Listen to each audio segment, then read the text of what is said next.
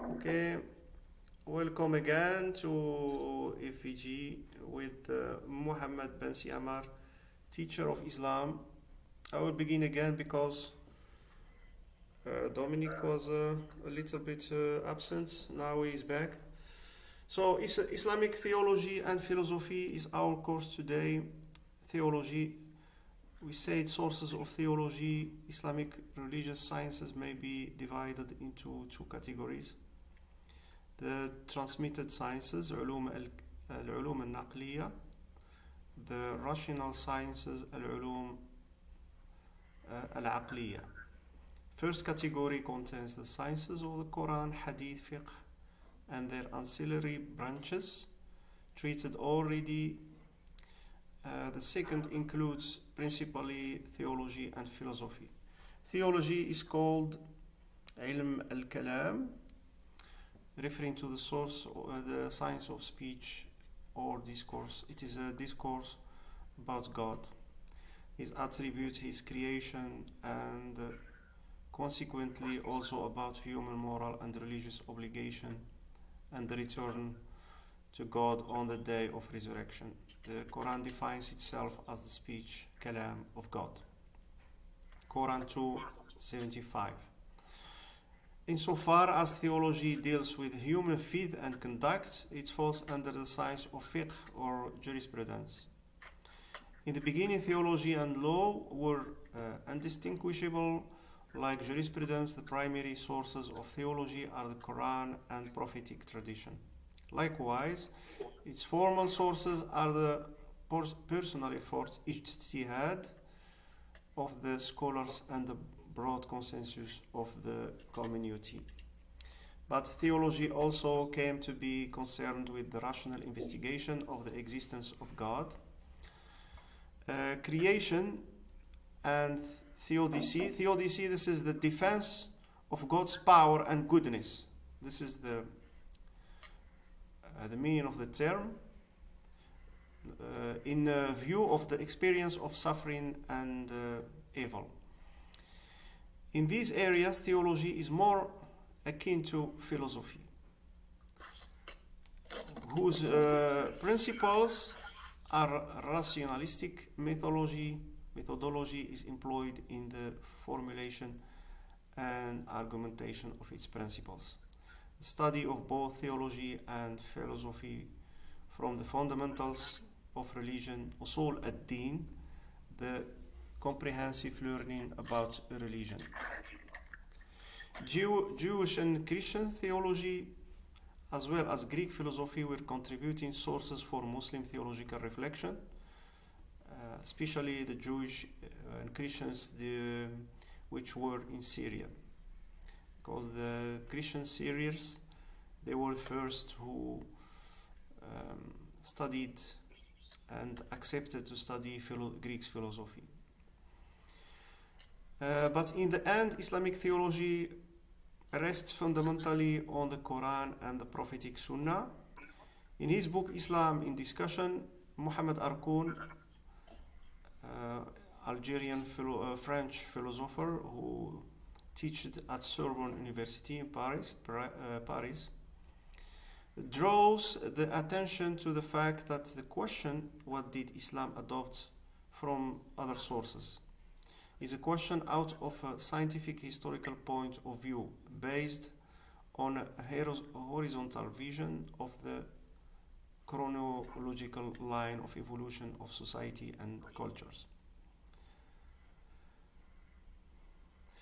There, the view is rather vertical, whereby all creatures and all events of human history are seen in the light of God's fiat to his creation.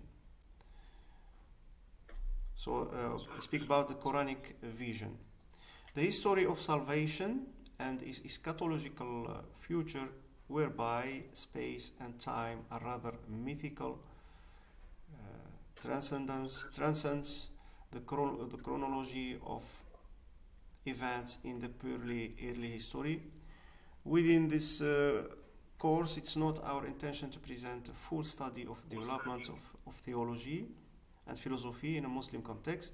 It is just our aim to present a short overview of the most important streams and highlight some of the most important theologians and philosophers.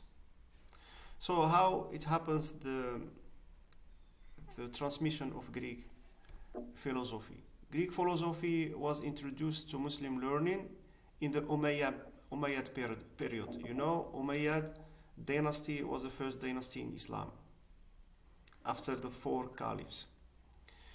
Early in the 8th century, while speculative theology, kalam, is concerned with God's existence and attributes and human destiny, philosophy, called in Arabic falsafa, is concerned with rational truth, with being and non-being, with God, the cosmos, and the nature of things.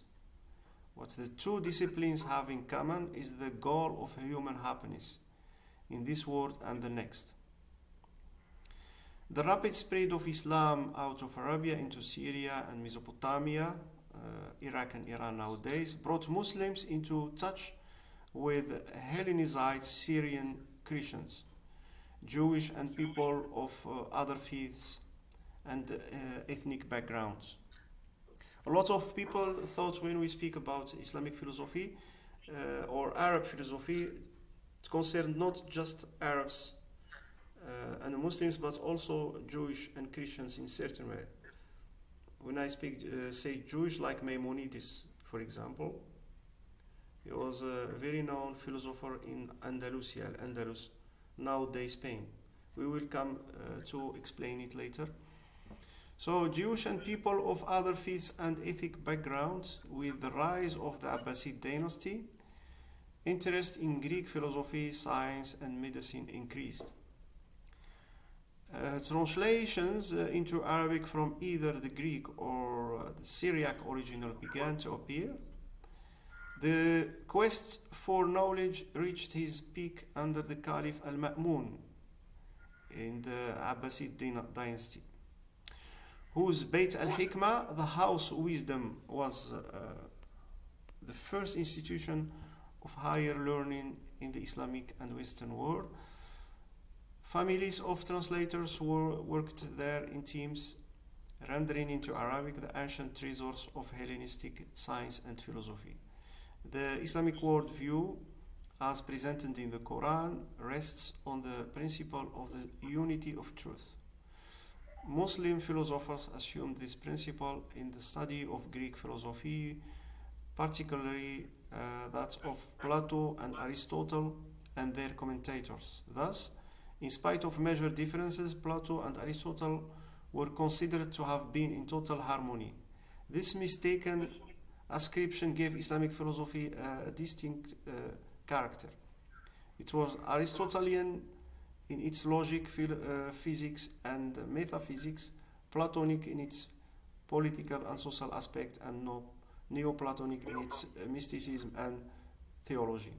So you know, Aristotle and Plato lived in Greece, whereas Neoplaton lived in Egypt. In the Hellenistic time.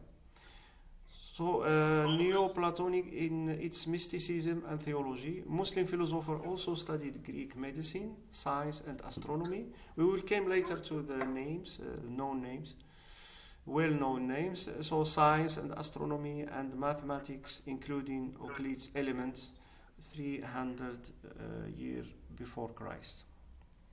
Now we go back a little bit to Mu'tazili theology. The movement known as the Mu'tazila came into prominence in the court of the Abbasid in Baghdad. So Abbasid is destiny after Umayyad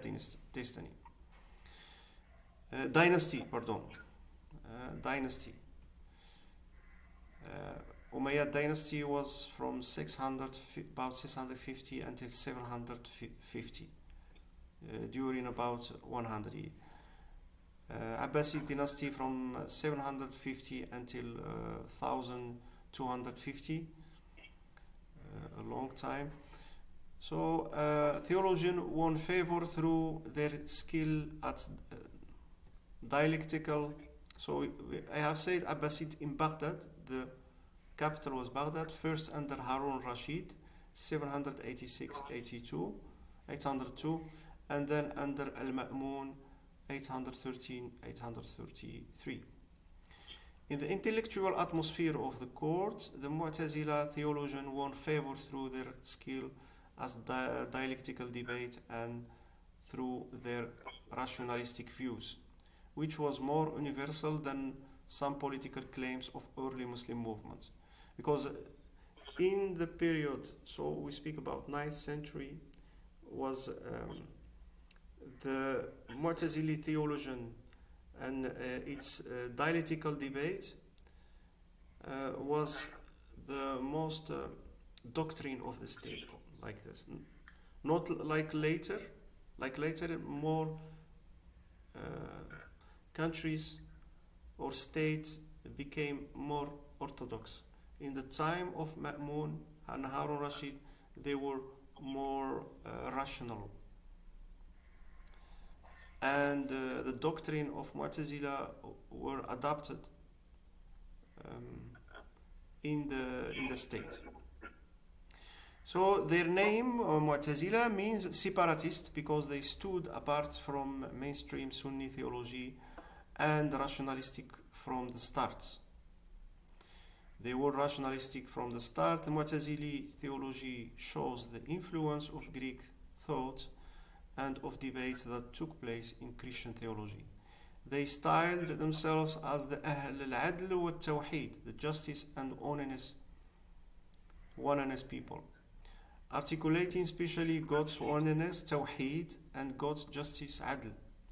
In contrast with the general Sunni belief that the Quran is the eternal word of God, Mu'tazilis held the Quran to have been created as it was being sent down to Muhammad by the angel Gabriel. So you know the difference? The Sunnis, they say Quran is old, it has no begin, no end, eternal like God.